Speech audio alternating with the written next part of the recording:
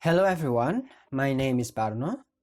This time I'm going to explain about noun clause. What are we going to learn? First, we are going to learn about the function, and then after learning about the function, we are going to learn about the patterns, and then after that, we are going to discuss some verbs which can be followed by noun clause. Okay then, so the question is why must we learn about noun clause? That's actually an interesting question. We learn noun clause because on IELTS, the use of clauses will make your sentences more complex. And if you write more complex sentences, you have a chance to get higher score than merely write sentences using simple sentence. Okay, probably you haven't got the idea. Let's discuss it one by one. Okay, as I've said before, the first discussion is about the functions. There are actually some functions of noun clause. From the term noun, you may probably have learned that the function of noun is basically for being a subject and an object. So the same case happens to noun clause. Okay, so the first function of noun clause is as a subject. Here, you can read the example. That the earth is round has been known by humans since decades ago. Okay, that the earth is round. That is a noun clause. The function that the earth is round is a subject. And which one is the main predicate? The main predicate is has been known. Okay, the second one, noun clause can be as an object. For example, some philosophers have defined what love is. What love is a noun clause functioned as an object because this noun clause is written after the predicate defined. Okay. Next, after becoming a subject and an object, noun clause can be an object of preposition. Okay, here's the example. Many scientists have had discussion about what made the temperature of Earth warmer. Okay, you can highlight what made the temperature of Earth warmer. This clause is written after the word about. About is preposition. Well, the next function of noun clause is as a complement. Okay, before I explain further about the complement, let's discuss the example first. Okay, so here it is. The idea is that we take it in turns. The idea is that we take it in turns. Okay, the position actually is the same as the object. But what is the difference between between object and complement? Object usually is after an action verb. For example, I eat chicken. So chicken here is the object because eat is an action verb. And then the complement, this one is actually just terminology really. So usually is after to be.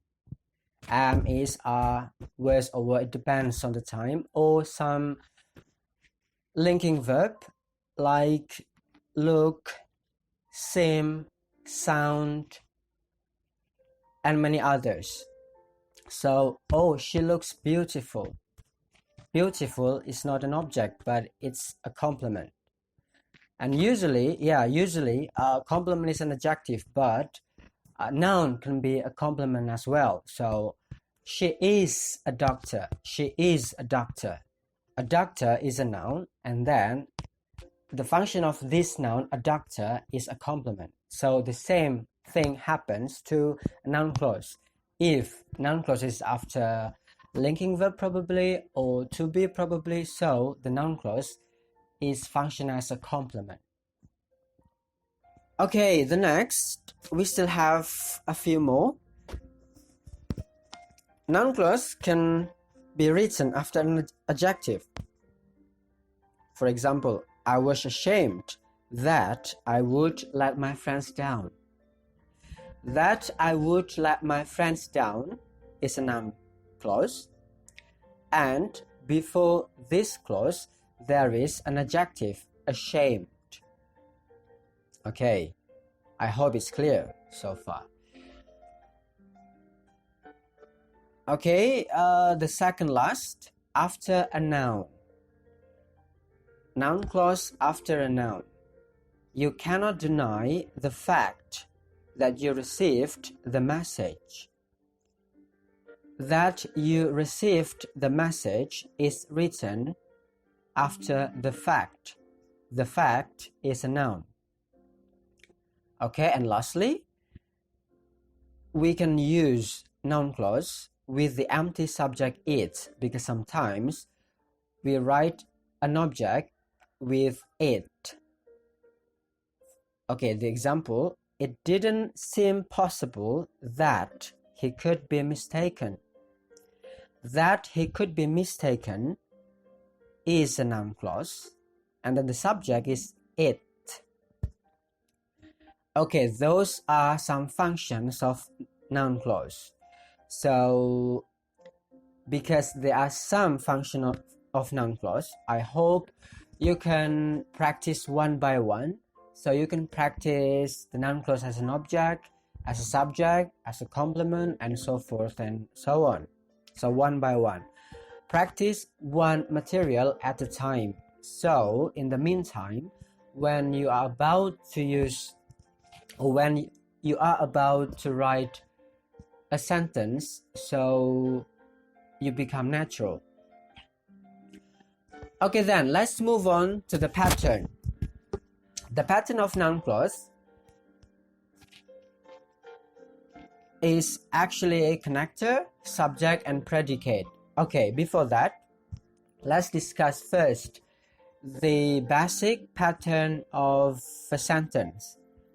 A sentence consists of subject and predicate. Additionally, it has object and probably adverb. But for now, I'm going to show you subject, predicate, and an object. And then, as we discussed earlier, that a noun clause can be a subject and object. So yeah, you can put noun clause as a subject or as an object or both. It doesn't matter really. And then noun clause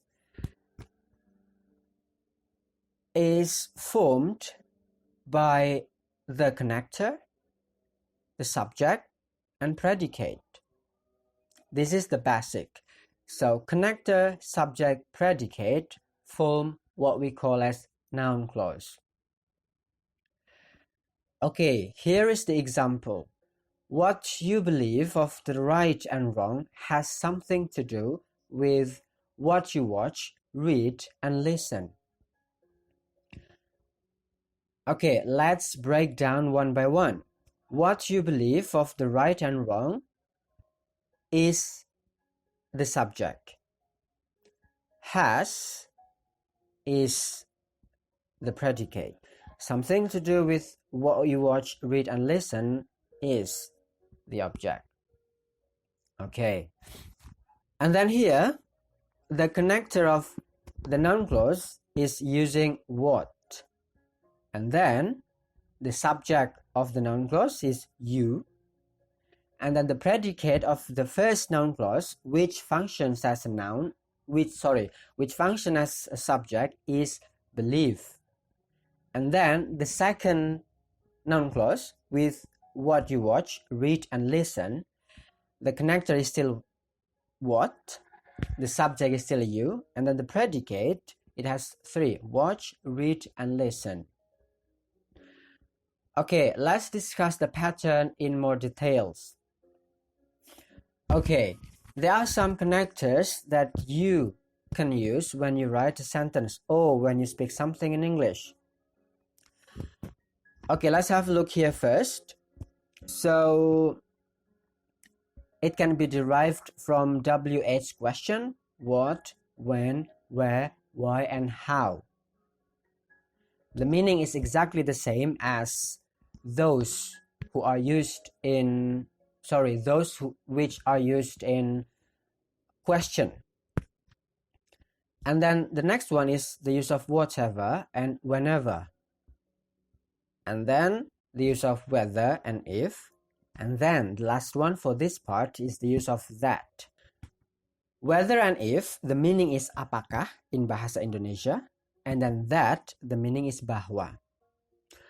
You have to be careful because whether or if can mean jika, and then that can mean yang. But for noun clause, the meaning is apakah for whether and if, and then that for noun clause is bahwa.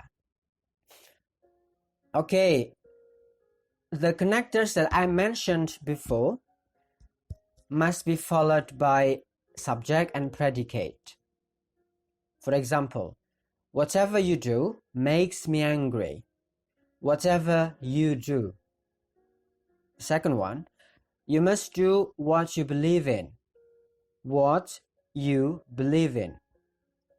And then, people are questioning whether 9/11 was orchestrated by American. Whether 9/11 was orchestrated by American. Okay, I hope it's clear. And then the next pattern, okay, they are who, whoever, what, whatever, which, and whichever. And this connector do not need a subject. For example, most people know who invented Microsoft. Who invented Microsoft? So who directly the predicate invented. What happened last year in Africa has been terrifying. What happened? What happened? What? And then the predicate happened. Okay, and then the last one. Between Captain America, the Civil War, and the Guardian of Galaxy, there have been intense arguments, claiming which is the best film. Which is the best film? Okay, which directly is. Okay, so those are the pattern, and then before the pattern we discuss the function. And then now I listed some verbs which can be followed by noun clause. Some of them probably are familiar, few of them probably are not. So if you find some words which are not familiar with you, so you can look up on dictionary. So okay, I will just mention, well, 3 until 5. So we have accept, we have add, we have advise, we have agree, and then we have notice, and still many others. So for example, I accept that my brother got a higher score. My brother advised that I study harder. I agree that the government gave some aids to the citizens. Okay, so before I close the session, I'd like to give some references for you if you are interested to learn further grammar materials or to deepen the material about noun clause. The first is a book written by L.G. Alexander, entitled Longman English Grammar Practice. published by Longman Limited. And then the second one is a book written by John Eastwood. The title is Oxford Guide to English Grammar, published by Oxford University Press. And then last but not least is a TOEFL book actually, although you are preparing for IELTS. It's a Longman Complete Course for the TOEFL Test, written by Deborah Phillips. It's published by Pearson Education. Well, that's all for now. I hope you enjoyed the discussion of noun clause. Keep learning and happy learning. Enjoy the process. And that's all for now, really. So bye bye. Have a good day.